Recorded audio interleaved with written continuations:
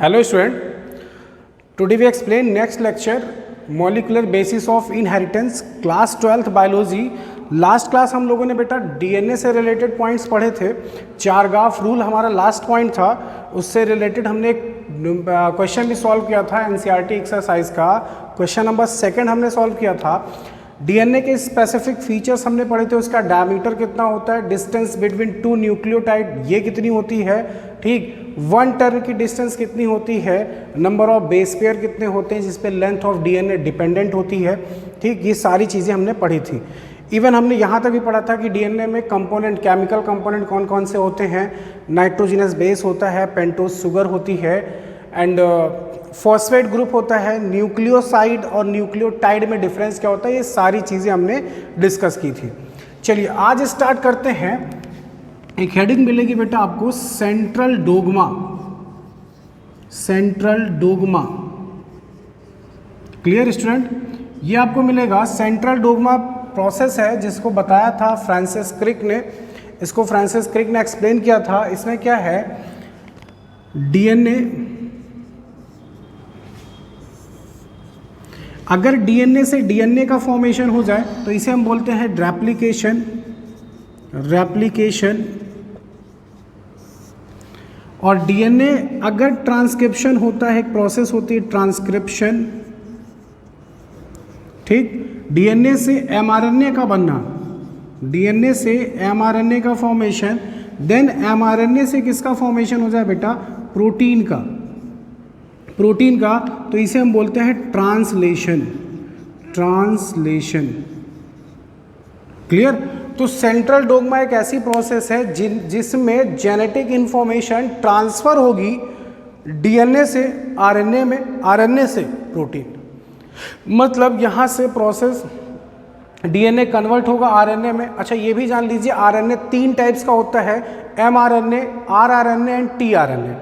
यहाँ पे जो बना हुआ है ये एमआरएनए, हमेशा ध्यान रखिएगा ट्रांसक्रिप्शन जब भी होगा तो आपका डीएनए से आरएनए बनेगा और आरएनए में कौन सी चीज़ बनेगी, एमआरएनए। आरआरएनए और टीआरएनए का फॉर्मेशन डीएनए से नहीं होता है, ये मैसेंजर आरएनए है। ट्रांसक्रिप्शन इस प्रोसेस को बोलते हैं। एमआरएनए चेंज होगा प्रोटीन में, इसे हम बोलते हैं ट्रांसलेशन। इसे हम बोलते हैं ट्रांसलेशन। आगे चल के हम हेडिंग पढ़ेंगे प्रोटीन सिंथेसिस, वहाँ पे हम ये दोनों हेडिंग पढ़ेंगे, ट्रांसक्रिप्शन एंड ट्रांसलेशन। ये इंपॉर्टेंट क्वेश्चन भी है, हमसे पूछा जाता है बोर्ड एग्जाम में, तो इसको हम अलग से पढ़ेंगे हेडिंग प्रोटीन सिंथेसिस में। और ये जो डीएनए से डीएनए का फॉर्मेशन हो रहा है इसे हम बोलते हैं डीएनए रेप्लिकेशन। इसके लिए हेडिंग पढ़ेंगे semi conservative method of replication. मतलब इसके लिए एक स्पेसिफिक मेथड था, एक्सपेरिमेंटली प्रूफ था, जिसके बिहाफ पे ये कहा गया कि डीएनए रेप्लिकेशन शो करता है। डीएनए का एक फ्रेगमेंट खुद से डीएनए दूसरा फॉर्म करा सकता है, उस प्रोसेस को डीएनए रेप्लिकेशन बोलते हैं, जिसके लिए हमें पढ़ना होगा सेमी कंजर्वेटिव मेथड। तो सेंट्रल डोगमा की डेफिनेशन आप बुक से देखिएगा, उसमें यही लिखा हुआ है, it state that genetic information flow from DNA to RNA then protein. और ऐसा ही कुछ आपको फ्लो चार्ट शो करना है, इसी को हम बोलते हैं सेंट्रल डोगमा। बताया कितना था, किसने था, फ्रांसिस क्रिक ने। क्लियर? चलिए आगे देखते हैं। आगे आपको क्या मिलेगा बेटा,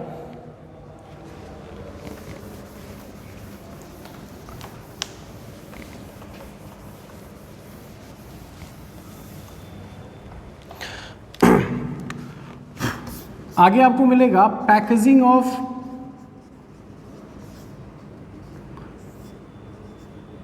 of DNA helix. Packaging of DNA helix ये आपको पढ़ना होगा। अच्छा, डीएनए पैकेजिंग हेलिक्स पढ़ने से पहले आपको ये कंफर्म करना है कि इस चीज़ को पढ़ने का इंपॉर्टेंस क्या है। डीएनए को पैक करना मतलब क्यों, तो उसके लिए हमें क्या करना होगा, लेंथ ऑफ डीएनए फाइंड करनी होगी।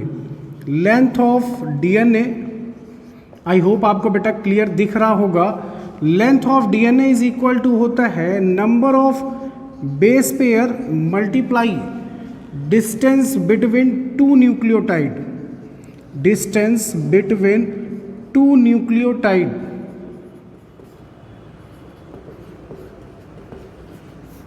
डिस्टेंस बिटवीन टू न्यूक्लियोटाइड, ठीक।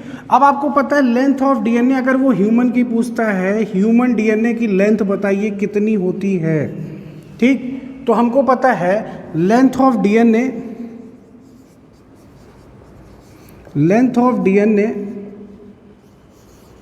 इन ह्यूमन सेल अगर हम इसको डिप्लॉयड कंडीशन में रखते हैं, क्लियर, तो आप ये भी आपसे हो सकता है कंफर्म किया जाए कि हैप्लॉयड सेल में या डिप्लॉयड सेल की पूछ रहा है, तो हैप्लॉयड से डिप्लॉयड के अकॉर्डिंग अलग, लेकिन हम डिप्लॉयड को ही मान के चलेंगे, उसके अकॉर्डिंग ही प्रूव करेंगे, ठीक। तो डिप्लॉयड सेल की अगर हम बात करें तो नंबर ऑफ बेस पेयर कितना होता है बेटा, 6.6 इंटू 10⁹ होता है। अच्छा, डिस्टेंस बिटवीन टू न्यूक्लियोटाइड कितना होता है, 0.34 नैनोमीटर होता है, ये 0.34 नैनोमीटर होता है। इसको हमें किस में चेंज करना होगा, मीटर में। डिस्टेंस की यूनिट क्या होती है, मीटर। अगर मीटर में चेंज करना है तो इसको 10⁻⁻9 से मल्टीप्लाई करोगे, -9 + 9 0 हो जाएगा, ठीक। ये मल्टीप्लाई इसमें करोगे, जो आपका आंसर आएगा नियर अबाउट 2.24 मीटर आ जाएगा आंसर आपका। तो जो लेंथ ऑफ ह्यूमन डीएनए है वो होती है 2.2 मीटर। ये आपके एनसीईआरटी में ऑलरेडी सॉल्व है, इसको आप देख लीजिएगा। मैंने यहाँ पे बता दिया आपको करना कैसे है। लेंथ ऑफ डीएनए आपको निकालना है तो नंबर ऑफ बेस पेयर आपको पता होना चाहिए, और डिस्टेंस बिटवीन टू न्यूक्लियोटाइड ये यूनिवर्सल है 0.34 नैनोमीटर। इसको आप मीटर में पुट करिएगा, 10⁻⁻9 से मल्टीप्लाई कर दीजिएगा, क्लियर। तो इससे आपकी length of DNA find out हो जाएगी। अच्छा, ये चीज़ आपने कर लिया, यहाँ पे आया 2.24 मीटर। आपके एनसीईआरटी में एक क्वेश्चन है जहाँ पे न्यूक्लियोसोम की हेडिंग है, जहाँ पे ये हेडिंग है पैकेजिंग ऑफ डीएनए हेलिक्स। तो क्वेश्चन आपके लिए एज ए होमवर्क है, उसको आप सॉल्व करके मुझे बताइएगा कमेंट बॉक्स में कि आपका आंसर आया या नहीं आया। उसमें पूछा गया है कि लेंथ ऑफ डीएनए आपको दिया गया है बट मिलीमीटर में, आप उसको मीटर में चेंज कर लीजिएगा। आपसे पूछा गया नंबर ऑफ बेस पेयर बताइए, और बेस पेयर पूछा किसका गया है, इस्चरचिया कोलाई। इस्चरचिया कोलाई एक बैक्टीरिया है जिस पे एक्सपेरिमेंट किया जाता है, इससे कोई हार्म नहीं पहुंचती है, इस वजह से इस पे सारे एक्सपेरिमेंट इस्चरचिया कोलाई पे ही करते हैं, और कुछ बेटर रिजल्ट इससे ऑब्टेन होता है, इस वजह से भी करते हैं, कई रीज़न है उसके। तो इसका नंबर ऑफ बेस पेयर पूछा है। इसमें जो नंबर ऑफ बेस पेयर होते हैं 4.6 इंटू 10⁻6 बेस पेयर होता है, क्लियर। अब इसमें जो नंबर ऑफ बेस पेयर है वो 4.6 इंटू 10⁻6 बेस पेयर है। आपसे कहा गया है कि लेंथ ऑफ डीएनए आपको गिवन दिया जाएगा बट मिलीमीटर में दिया हुआ है, उसको आप मीटर में चेंज कर लीजिएगा। नंबर ऑफ बेस पेयर आपसे पूछा गया है, डिस्टेंस बिटवीन टू न्यूक्लियोटाइड हमें पहले से ही पता होती है 0.34 इंटू 10⁻⁹ मीटर। इसको आप इधर लेके आइएगा, ये डिवाइड में आ जाएगा, और इसको आप बेस पेयर फाइंड आउट कर लीजिएगा, क्लियर। सॉल्व करके मुझे रिप्लाई जरूर करिएगा बेटा कि आपका आंसर कितना आया, और जिन स्टूडेंट का आंसर 4 इंटू 10⁻6 आएगा उनका सही आएगा। इसमें कैलकुलेशन के टाइम पे यहाँ पे 4.6 नहीं आना चाहिए, 4 आएगा आंसर। तो आप कैलकुलेट करके देखिएगा आपका आंसर कितना आ रहा है। एनसीईआरटी में क्वेश्चन गिवन है आपकी बुक में ही, ठीक। चलिए आगे देखते हैं। आई होप आपको ये चीज़ समझ में आ गई होगी बेटा, इसको आप पॉज करके नोट कर लीजिएगा। अच्छा, एक चीज़ यहाँ पे क्लियर हो गई कि लेंथ ऑफ ह्यूमन डीएनए जो होती है बेटा वो 2.2 मीटर होती है। अब क्वेश्चन ये आता है पैकेजिंग लेंथ ऑफ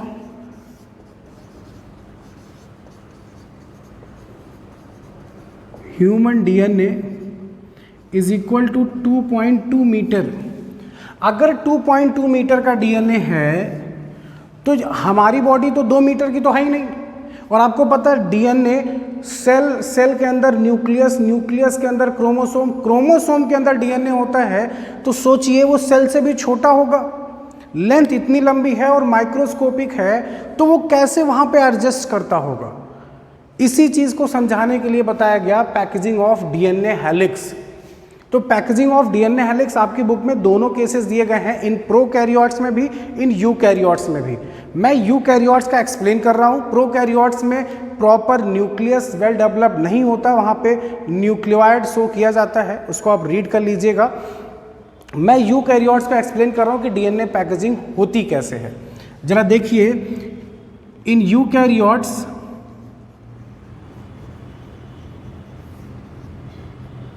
यूकैरियोट्स आपको क्या मिलेगा बेटा, दो कंपोनेंट मिलेंगे, एक वो होता है हिस्टोन प्रोटीन, हिस्टोन प्रोटीन,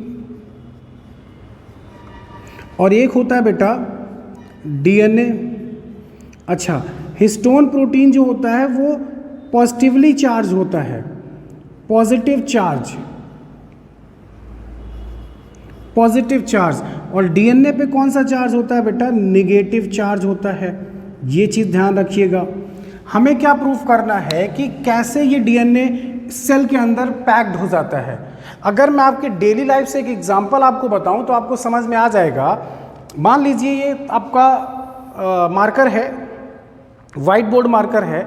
अब इसका जो भी इस कवर कर रहा होगा, जो भी एरिया कवर कर रहा होगा, मान लीजिए आपके पास 100 मीटर का थ्रेड है।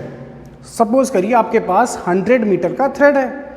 अब 100 मीटर अगर मैं उस थ्रेड को एक्सपैंड करके रखूं तो 100 मीटर की लेंथ को कवर करेगा, सिंपल सा कवर करेगा। मैं आपसे कहूं इसको पैक कर दीजिए, इतना कम एरिया कवर करे कि मतलब 10 सेंटीमीटर 10 सेंटीमीटर से भी कम एरिया कवर करे। तो आप सोचोगे कि 100 मीटर का एक थ्रेड है वो 10 सेंटीमीटर से कम एरिया कवर करे, हाउ इट इज़ पॉसिबल? तो पॉसिबल है। जरा सोच के देखिए, अगर इस मार्कर के ऊपर उस थ्रेड को फोल्ड करना शुरू किया जाए, रैप्ड करना शुरू किया जाए, इसके ऊपर लपेटना शुरू करें, तो आपको पता 100 मीटर का थ्रेड कुछ ही टाइम में इस मार्कर के ऊपर लिपट जाएगा। जैसे आपने देखा होगा जिस मंझे से पतंग उड़ाई जाती है उसमें कई मीटर का थ्रेड लगा होता है, मंझा लगा होता है, और वो उसी एक चरखी में पूरा पैक्ड होता है। तो अगर चाहें तो इसका जो एरिया है उतने ही एरिया में हम उसको रैप्ड कर सकते हैं कि नहीं कर सकते? कर सकते हैं। क्या ये 10 सेंटीमीटर एरिया कवर करेगा? नहीं करेगा। तो इसी तरह यहाँ पे कुछ ऐसा किया गया। कैसे क्या हुआ जरा वो देखिए। उससे पहले आपको ये समझना होगा कि हिस्टोन प्रोटीन होती है और डीएनए पे नेगेटिव चार्ज होता है, हिस्टोन प्रोटीन पे पॉजिटिव चार्ज होता है। हिस्टोन प्रोटीन के 5 कंपोनेंट होते हैं, 5 कंपोनेंट कौन से होते हैं? H1, H2A, H2B, H3 and H4। Clear बेटा? ये 5 कंपोनेंट होते हैं, जिनमें से 5 में से ये जो 4 हैं H2A, H2B, H3 and H4, ये 2 टाइम्स होते हैं। तो आपको पता है ये 4 2 टाइम्स है तो 4 2 जा 8 हो जाएगा। सिंपल सी बात है, 4 2 जा 8 हो जाएगा। अच्छा, ये 8 क्या करते हैं? मिलके एक ऑक्टामर बनाते हैं, इसे बोलते हैं ऑक्टामर। अब यहाँ पे आपका होगा H2A, एक H2A यहाँ आ जाएगा, यहाँ होगा H2B, यहाँ हो जाएगा H2B, यहाँ हो जाएगा H3, H4, ऐसे करके H4। आप काउंट करोगे 1 2 3 4 5 6 7 8, 8 होते हैं और ये 8 मिलके बनाते हैं, इसे बोलते हैं हिस्टोन ऑक्टामर। ये आपके बुक में फिगर बना हुआ है। अब आपको पता है इस हिस्टोन प्रोटीन पे पॉजिटिव चार्ज है, डीएनए पे नेगेटिव चार्ज होता है। डीएनए क्या करता है? ये डीएनए इसी को रैप्ड करना शुरू कर देता है।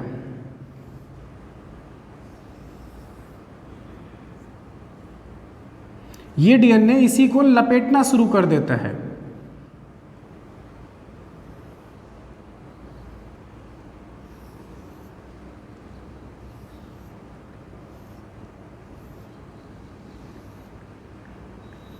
ये कुछ इस तरह बेटा, अगर आप देख पा रहे होगे फिगर, आपको समझ में आ जाएगा बुक से। तो ये हिस्टोन प्रोटीन पे पॉजिटिव चार्ज होता है, डीएनए पे नेगेटिव चार्ज होता है। डीएनए क्या करता है? इस हिस्टोन प्रोटीन को रैप्ड कर लेता है। अच्छा, जहां से रैप्ड करना शुरू करेगा ये वाला पॉइंट, और जहां पे खत्म होगा ये वाला पॉइंट, ये तो उसके बाहर होंगे। तो आपको या तो इसको टाई करना पड़ता है, मैंने आपको बताया इस पर थ्रेड लपेटिए, तो थ्रेड को टाई करना पड़ेगा वहां पे। तो आपने देखिए एक प्रोटीन बचा के रखा था H1, ये H1 क्या करता है? इन्हीं दोनों इंड पोर्शन को बाइंड कर देता है। आया समझ में? और ये जो स्ट्रक्चर आपका बन के तैयार होता है इसी को हम बोलते हैं बेटा न्यूक्लियोसोम। न्यूक्लियोसोम, इसमें 200 बेस पेयर होते हैं, 200 बेस पेयर होते हैं बेटा, ये चीज़ ध्यान रखिएगा। इसका स्ट्रक्चर इलेक्ट्रॉन माइक्रोस्कोप के नीचे रख के देखा जाता है और स्ट्रिंग टाइप का दिखता है स्ट्रक्चर, जैसे थ्रेड पे किसी ने छोटी छोटी दूर पे गांठ बांध दी हो, ऐसा स्ट्रक्चर इस पे विजिबिलिटी दिखती है, बट कंपाउंड माइक्रोस्कोप से नहीं, इलेक्ट्रॉन माइक्रोस्कोप से। क्लियर?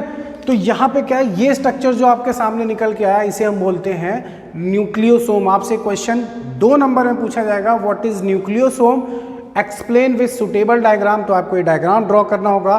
डेफिनेशन एनसीईआरटी बुक में बहुत परफेक्टली लिखी हुई है कि डीएनए रैप्ड कर लेता है अराउंड द हिस्टोन प्रोटीन, क्योंकि इस पर नेगेटिव, हिस्टोन पे पॉजिटिव चार्ज होता है, जिससे वो रैप्ड कर लेता है चारों तरफ से, और H1 क्या करता है, उसको बाइंड अप कर देता है। इसमें number of base pair 200 base pair होते हैं और इसको इलेक्ट्रॉन माइक्रोस्कोप पे रख के देखा जाता है, तो इसका स्ट्रक्चर स्ट्रिंग, जैसे धागे पे कहीं थ्रेड पे कहीं गांठ बांध दी जाए, ऐसा स्ट्रक्चर दिखेगा आपको।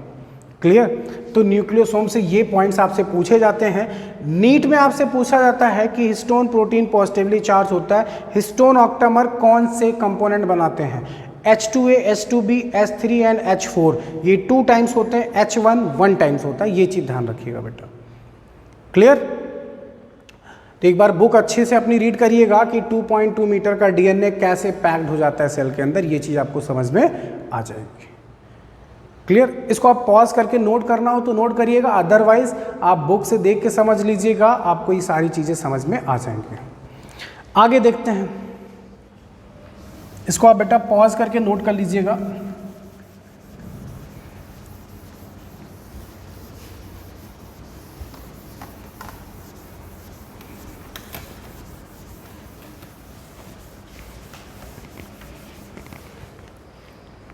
चलिए, एक आपसे डिफरेंस पूछेगा हेट्रोक्रोमैटिन और यूक्रोमैटिन में डिफरेंस क्या होता है। यूक्रोमैटिन और हेट्रोक्रोमैटिन में डिफरेंस क्या होता है, ये चीज़ आपसे पूछी जाएगी। ठीक, तो मैं आपको एक सिंपल सा बता रहा हूं कि इसमें हेट्रोक्रोमैटिन, यू मीन्स होता है ट्रू, तो यूक्रोमैटिन जो होगा वो ट्रांसक्रिप्शनली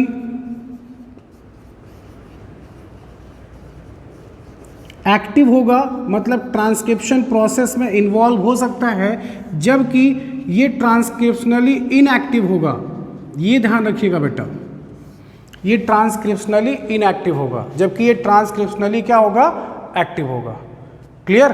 तो हेट्रोक्रोमैटिन और यूक्रोमैटिन में 2 नंबर है, 1 नंबर का क्वेश्चन आता है, what is difference between heterochromatin और यूक्रोमैटिन में डिफरेंस क्या होता है। एक और डिफरेंस सुनिए, इसमें ये आपका लाइट स्टेन लाइट कलर का होगा, डार्क स्टेन होगा दूसरा वाला, कुछ ऐसा करके भी आपको डिफरेंस देखने को मिलेगा, बुक में ऑलरेडी लिखा हुआ है। क्लियर? तो इसको भी आप बुक से देख लीजिएगा, ये भी एक क्वेश्चन आपसे पूछा जाता है, यूक्रोमैटिन और हेट्रोक्रोमैटिन में डिफरेंस क्या होता है। अगर आपको ये समझ में नहीं आ रहा कि क्रोमैटिन क्या होता है, तो thread like structure present inside the nucleus called chromatin, during cell division it become thick called chromosome, इसी को हम क्रोमोसोम बोलते हैं। क्लियर? तो इसको आप अच्छे से वहाँ एनसीईआरटी बुक से अपना नोट्स प्रिपेयर कर लीजिएगा कि हेट्रोक्रोमैटिन और यूक्रोमैटिन में कम से कम 3 डिफरेंस आपको क्लियर होने चाहिए। एक तो लाइट और डार्क का हो जाएगा, एक ट्रांसक्रिप्शनली एक्टिव होता है, इनएक्टिव होता है, 2 ये हो गए, एक डिफरेंस आपकी बुक में ऑलरेडी गिवन है। चलिए आगे देखते हैं।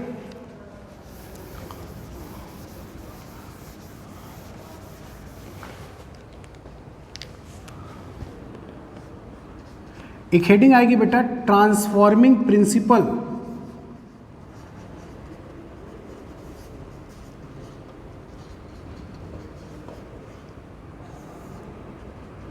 ट्रांसफॉर्मिंग प्रिंसिपल, अब ट्रांसफॉर्मिंग प्रिंसिपल है क्या, पहले ये समझ लीजिए। अभी तक किसी ने ये नहीं बताया व्हाट इज डीएनए, क्योंकि फ्रेडरिक मिशर ने जो बताया था वो ये कहा था कि DNA is a long chain of polynucleotide, ये तो स्ट्रक्चर की बेसिस पे हो रहा था। अभी तक किसी ने ये क्लियर नहीं किया कि एक्चुअल में डीएनए है क्या।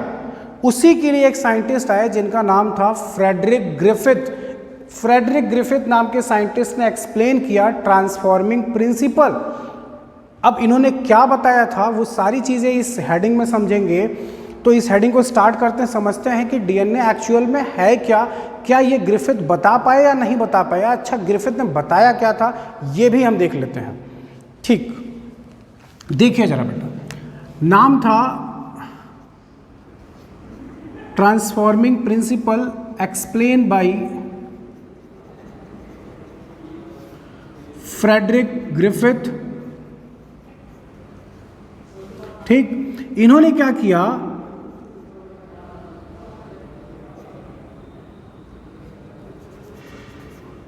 बैक्टीरिया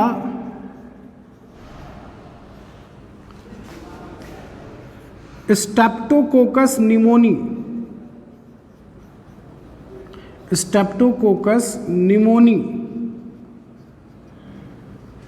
ठीक, इस बैक्टीरिया को सेलेक्ट किया एक्सपेरिमेंट करने के लिए। ये बैक्टीरिया निमोनिया कॉज करता है। निमोनिया एक बीमारी होती है जो लंग्स में होती है, एक निमोनिया होता है, एक डबल निमोनिया होता है। तो इस बैक्टीरिया को सेलेक्ट किया एक्सपेरिमेंट करने के लिए। अच्छा, इनको थोड़ी चीज़ें पहले से पता थी कि बैक्टीरिया में कुछ ऐसे होते हैं जो पैथोजेनिक होते हैं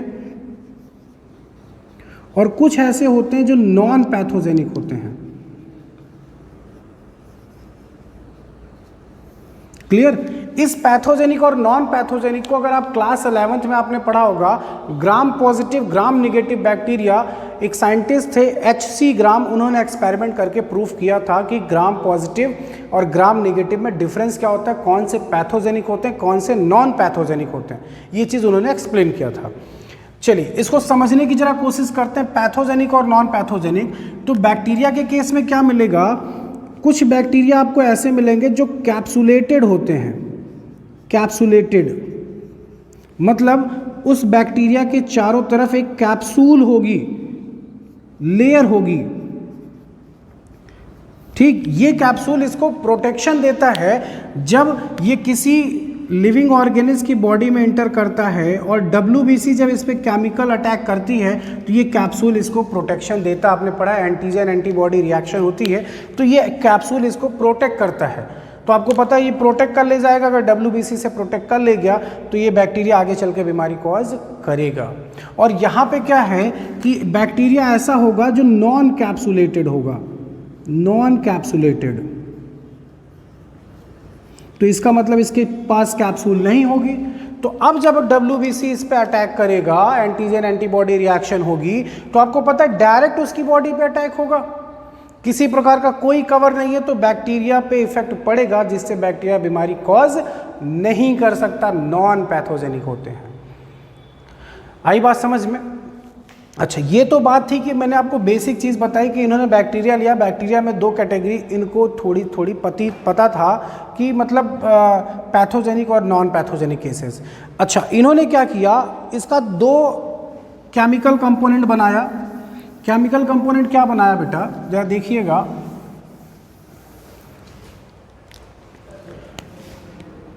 एक बनाया R2 रफ और एक बनाया S3 स्मूथ। क्लियर? अब R2 और S3 जो स्ट्रेन बनाया इन्होंने, आपको पता है इसमें से एक आपका था कैप्सुलेटेड, एक था नॉन कैप्सुलेटेड। ये मैं पहले आपको बता दे रहा हूँ, लेकिन अभी देखिए आगे चल के आपको खुद ब खुद पता चल जाएगा। अच्छा, इन दोनों बैक्टीरिया का स्ट्रेन क्या किया इन्होंने, एक इंजेक्शन में फिल कर लिया, निडल में। अब निडल में फिल करने के बाद इन्होंने एक्सपेरिमेंट किया माइस पे। पहला स्टेप, माइस पे ज़्यादा से ज़्यादा एक्सपेरिमेंट होते हैं क्योंकि इसकी जितनी फिजियोलॉजी होती है वो हमारे से ज़्यादा मैच करती है। अच्छा, माइस पे इन्होंने क्या किया, सबसे फर्स्ट टाइम R2 को इंजेक्ट कर दिया। इंजेक्ट मतलब माइस को लगा दिया। माइस आगे चल के नहीं मरा, इसका मतलब माइस को निमोनिया नहीं हुआ होगा। समझ में आ रही ना मेरी बात? इसका मतलब माइस को निमोनिया नहीं हुआ होगा, मतलब ये R2 में जो बैक्टीरिया रहे होंगे वो कैसे रहे होंगे, नॉन पैथोजेनिक। इसका मतलब उनके पास कैप्सूल नहीं रही होगी, नॉन कैप्सुलेटेड होंगे। आई होप आपको समझ में आ रहा होगा। क्लियर? सेकेंड इन्होंने क्या किया, S3 यूज किया और S3 जैसे ही माइस को इंजेक्ट किया माइस मर गया। और जब माइस मर गया, S3 लगाने पे माइस मर गया, तो एक चीज़ और क्लियर हो गई कि इस बैक्टीरिया के पास वो केमिकल कंपोनेंट है जिससे माइस को निमोनिया हुआ और माइस मर गया, बट आर सेकेंड के पास वो चीज़ नहीं है। तो यहाँ एक चीज़ बहुत अच्छे से क्लियर हो गई कि आर सेकेंड के पास कैप्सूल नहीं रही होगी जिससे माइस के WBC से ये ख़त्म हो गया होगा। एस थर्ड के पास कैप्सूल रही होगी जिससे इसकी WBC का कोई इफेक्ट नहीं पड़ा और आगे चल के इसने निमोनिया कॉज किया और जिससे इसकी डेथ हो गई। क्लियर। नेक्स्ट टाइम क्या किया फ्रेडरिक ग्रिफिथ ने, इस चीज़ को समझने के लिए एस थर्ड को गर्म कर दिया, हीटेड एस थर्ड, और हीटेड एस थर्ड को जैसे ही माइस को इंजेक्ट किया माइस नहीं मरा। अब फिर एक पॉइंट यहां पे आ गया कि मैंने एस थर्ड को गर्म कर दिया, माइस को इंजेक्ट किया, माइस नहीं मरा। जब बिना गर्म किए उसको माइस को इंजेक्ट किया था तो माइस मर गया था। तो यहां पे एक चीज और क्लियर हो गई कि गर्म करने पे हो सकता है बैक्टीरिया मर गया हो। ठीक, अब हो सकता है बैक्टीरिया यहां पे मर गया हो। अब इन्होंने क्या किया, लास्ट स्टेप में इन्होंने कंक्लूजन क्या देखा, अभी लास्ट स्टेप के बाद इन्होंने फिर से एक दूसरा हीटेड एस थर्ड लिया, एस थर्ड को हीट किया और नॉर्मल आर सेकेंड के साथ मिला दिया। ध्यान रखिएगा, नॉर्मल आर सेकेंड के साथ, इसको नहीं हीट किया था। और जैसे ही माइस को इंजेक्ट किया माइस मर गया। अब यहाँ पे प्रॉब्लम फिर शुरू। जब एस थर्ड लगाया था हीटेड तो माइस नहीं मरा था, हीटेड एस थर्ड लिया और आर सेकेंड नॉर्मल लिया जिससे भी नहीं मरा था, आर सेकेंड दोनों ऐड करके लगाया माइस को, माइस मर गया। कैसे? तो ग्रिफिथ ने कहा कि एस थर्ड के पास कैप्सूल तो पहले से थी, इसका मतलब उसके पास कैप्सूल का जीन रहा होगा, कैप्सूल के लिए डीएनए रहा होगा, उसमें जीन रहा होगा, जो कि आर सेकेंड के पास नहीं था। ठीक, तो यहां से क्या हुआ होगा आपको पता, ये तो डेड सेल हो चुकी होगी जब इसको गर्म कर दिया गया, लेकिन ये गर्म नहीं की गई थी, तो ये लिविंग सेल रही थी। इस लिविंग सेल ने क्या किया होगा, इसके डीएनए को एब्जॉर्ब कर लिया होगा और जैसे यहां से ट्रांसफर हुआ होगा, इस आर सेकेंड के बाद तुरंत किस चीज का फॉर्मेशन हो गया होगा, कैप्सूल का। आया समझ में? इस आर सेकेंड के पास कैप्सूल का फॉर्मेशन हो चुका था, जिस वजह से माइस की WBC का इस पे कोई इफेक्ट नहीं पड़ा और फाइनली माइस को निमोनिया हुआ और माइस मर गया। तो यहां पे ग्रिफिथ से पूछा गया कि कंक्लूजन क्या था। उन्होंने कहा कि कोई सब्सटेंस ट्रांसफर हुआ है, लेकिन सब्सटेंस क्या ट्रांसफर हुआ इसके बारे में ग्रिफिथ को नहीं पता था। ग्रिफिथ नाम नहीं ले पा रहे थे कि वो डीएनए है। अब मेरे हिसाब से उनको क्लियर नहीं हो पा रहा था कि वो डीएनए ही हो सकता है, लेकिन हाँ वो बार बार ये चीज़ कह रहे थे कि कुछ ना कुछ सब्सटेंस ट्रांसफर हुआ है इसमें से इसमें। उसी के बिहाफ पे इस प्रिंसिपल का नाम रखा गया था ट्रांसफॉर्मिंग प्रिंसिपल। क्लियर? तो ये चीज़ थी बेटा ट्रांसफॉर्मिंग प्रिंसिपल में बताया गया, जिसमें ये क्लियर नहीं हो पाया कि सब्सटेंस ट्रांसफर क्या हुआ था एक्चुअल में। ठीक, अच्छा, इस एक्सपेरिमेंट के जस्ट बाद आप इसको नोट कर लीजिएगा, बुक में ऑलरेडी गिवन, एक बार अच्छे से बुक पढ़िएगा बेटा, आपको सारी चीज़ें समझ में आ जाएंगी। इस एक्सपेरिमेंट के जस्ट बाद 3 साइंटिस्ट आए, 3